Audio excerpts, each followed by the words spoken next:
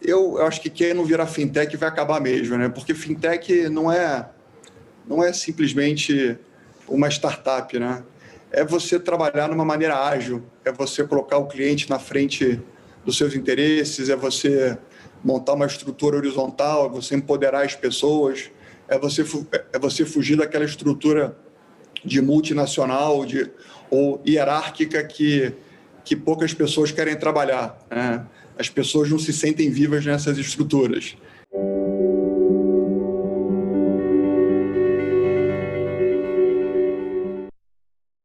O termo fintech, temática central da nossa conversa, se refere a startups ou empresas que desenvolvem produtos financeiros digitais, menos burocráticos, mais intuitivos e com custos baixíssimos ou até mesmo sem custos para aqueles que consomem.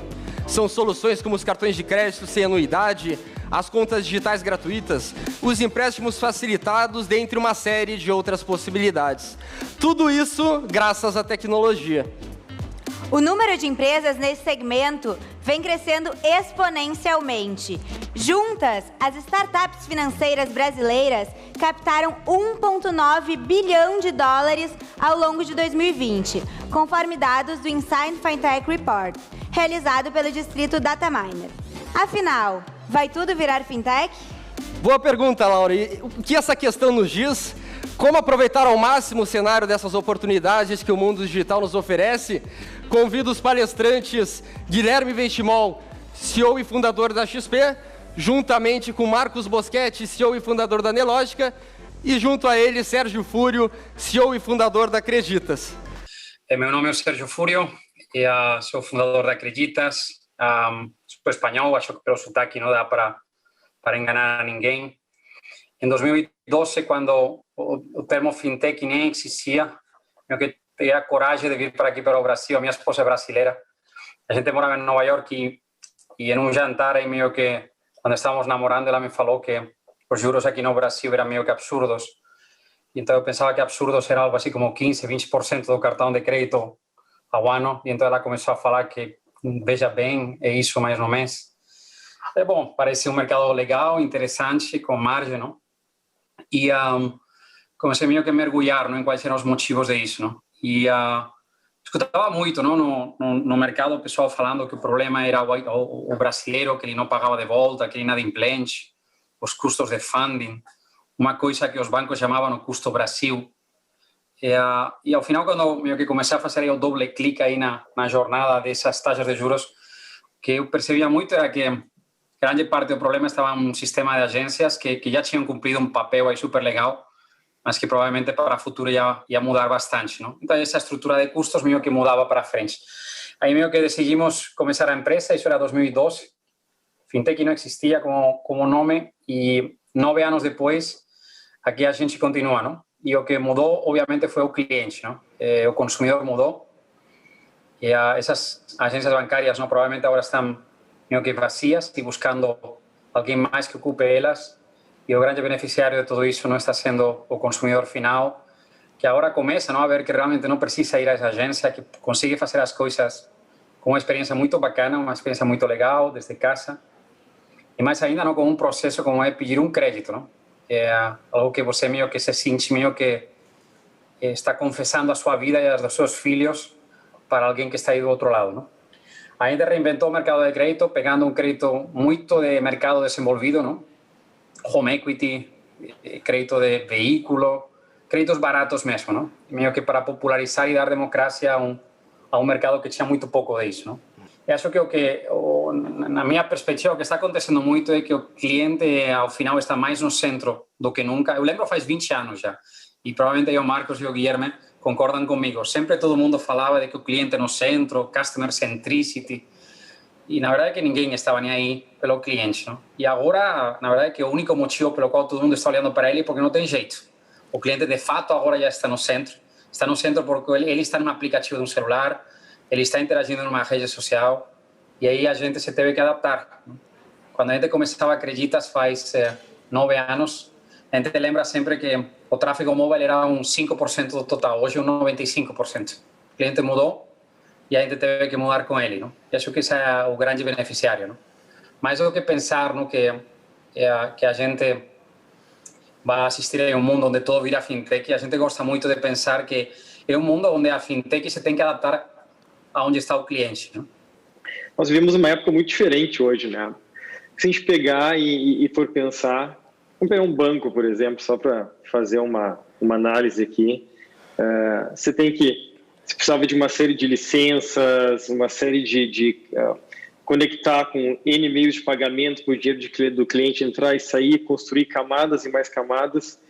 E hoje no mercado, cada vez mais, nós temos empresas que cuidam em cada um desses tiers, né? desses níveis.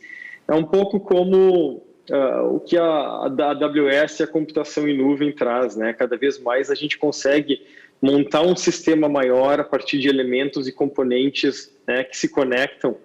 E isso tem gerado uma transformação aí na geração de novos negócios. Tem uma frase do Jeff Bezos que eu gosto muito, né, que é a sua margem gorda é a minha oportunidade. Então, isso está acontecendo em diversos nichos, em diferentes mercados, mas essa analogia, né, de que hoje a gente, assim como tem Bank as a Service, uma série em quase todo o mercado a gente tem algo desse sentido, onde camadas de infraestrutura se conectam para atender o cliente final, isso cada vez mais tende a acontecer e mais rápido.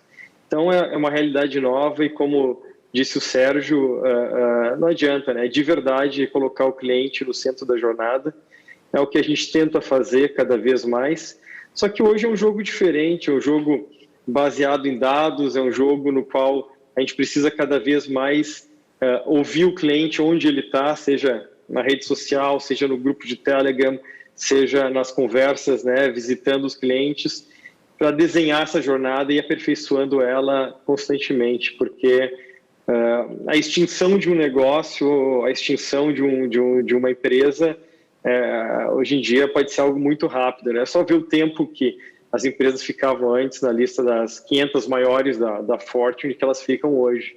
É uma dinâmica completamente diferente e isso acontecendo em virtualmente todos os mercados.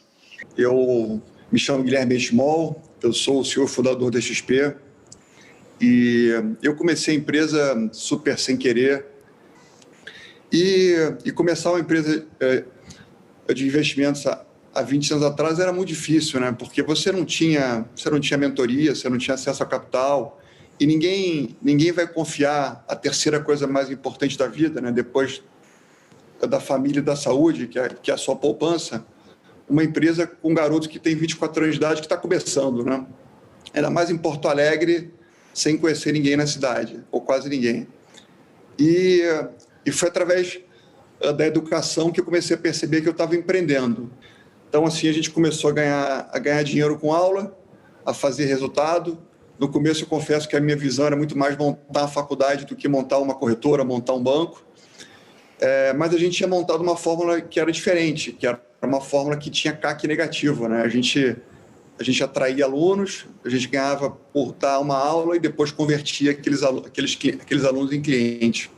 Então, era uma fórmula super diferente e a partir desse formato comercial, a gente começou a expandir Brasil afora. O setor financeiro no Brasil ele é muito concentrado. 90% de tudo que se faz em termos de serviços financeiros, ele é concentrado em meia dúzia de bancos. De cartão de crédito a crédito, incluindo investimentos. Então, aquela oportunidade ela começou a ficar tangível e a gente começou a ver que competir contra os grandes bancos e colocar o cliente no centro das decisões era uma oportunidade muito grande. E eu diria que foi a partir dali que a gente começou a pensar a longo prazo e a fazer esse linkar de pontos de forma exponencial. Em 2010, a gente era uma empresa que tinha mais ou menos 1 bilhão de ativos, eram mais ou menos 8, 10 mil clientes aproximadamente, e se passaram 10 anos e a gente multiplicou a empresa por 700 vezes, são 700 bilhões de ativos aproximadamente, são mais de 3 bilhões de clientes investidores. Mas o sentimento nosso, imagino que do Marcos e do Sérgio é parecido, é que a gente só está começando. O setor financeiro esse ano ele vai fazer mais ou menos 800 bilhões de reais de receita e 95% disso dentro dos bancos, que a gente conhece muito bem. Então, é importante falar que está só começando e trazer os dados. E sobre todo mundo virar fintech, eu acho que quem não virar fintech vai acabar mesmo, né? Porque fintech não é simplesmente uma startup, né? É você trabalhar numa maneira ágil, é você colocar o cliente na frente dos seus interesses, é você montar uma estrutura horizontal, é você empoderar as pessoas, é você fugir daquela estrutura de multinacional ou hierárquica que poucas pessoas querem trabalhar, né? As pessoas não se sentem vivas nessas estruturas. As pessoas se sentem vivas trabalhando em uma fintech, né? Em uma startup. Então, o desafio nosso na XP são 4.000 funcionários e são várias startups lá dentro. Então, isso você empodera, isso você ganha agilidade então, eu diria que a gente é uma grande fintech.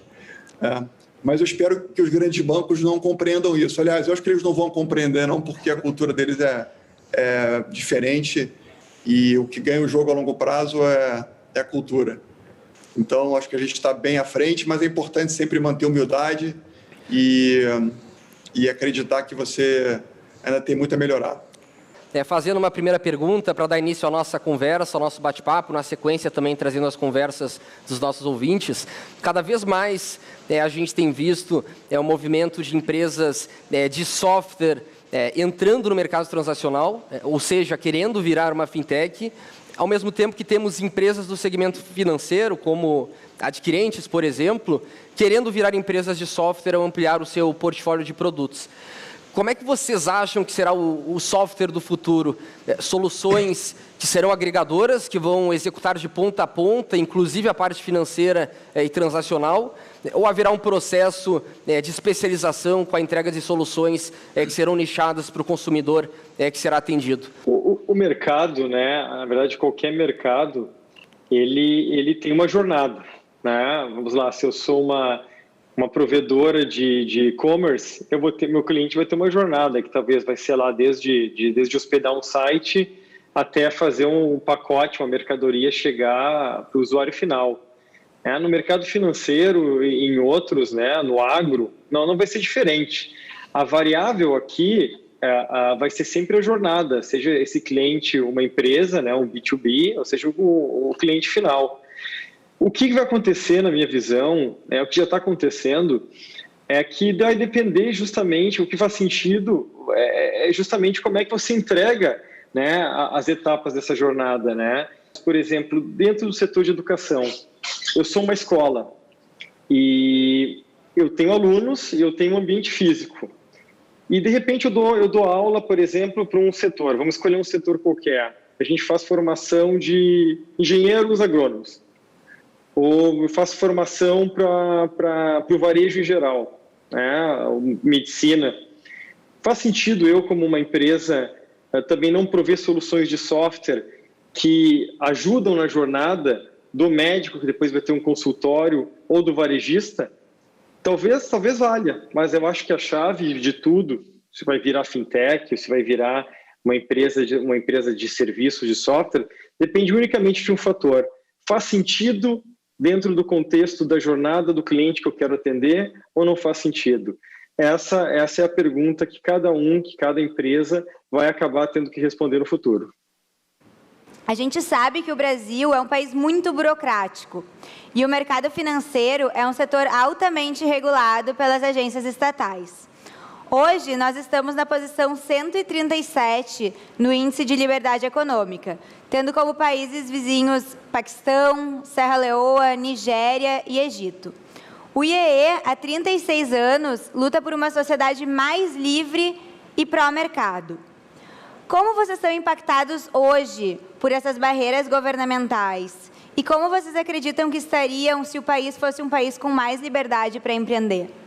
O Brasil, nessa história recente, nesses últimos 26 anos, né, desde que o Plano Real existe, tem uns juros médios de mais ou menos 13% ao ano. Então, são 26 anos de 13% ao ano na média. Isso impede que surjam novos empreendedores, porque o custo de oportunidade de qualquer pessoa fica muito alto. Né? Digamos que você queira montar uma pizzaria. A pizzaria ela bem administrada vai render 15% ao ano. Pô, faz sentido você investir em algo que vai te render 15% ao ano? Você pode comprar títulos do governo federal e você vai ter 13% ao ano sem atender clientes, sem apurreação, sem inadimplência e com liquidez diária. Não faz sentido, né? Então, não é à toa que o Brasil sempre foi o país dos monopolistas e dos oligopolistas, porque não tem, a poupança fica naturalmente atrelada ao CDI e ninguém prende. A cultura do brasileiro sempre foi a cultura da estabilidade, a cultura do conservadorismo. Por quê? O Brasil sempre teve instabilidade. Então, a gente começa a avançar na agenda quando a gente tem um juros de 2,75%, ou de 3%, ou de 4%, ou de 5% ao ano. É uma agenda que isso, por si só, exponencializa o empreendedorismo no Brasil. Surgem fundos de VC, de private equity e tantas outras coisas, e a mentalidade das pessoas começa a virar sem assumir risco. E aí, quando você começa a ter essa mentalidade, quanto mais empreendedores você vai tendo, mais a economia vai se aperfeiçoando. É difícil você ter pressão na direção de aperfeiçoar o sistema, quebrar as burocracias, se não tem empreendedor. Porque quem quer que o mercado fique menos burocrático são eles. Mas se eles não existem, se eles estão dormindo, a gente vai continuar sendo o país que a gente sempre foi. Perfeito, vocês três, né? Então, Marcos, Guilherme, Sérgio, muito obrigada pela presença com a gente hoje. Foi muito inspirador conversar com vocês, muito enriquecedor.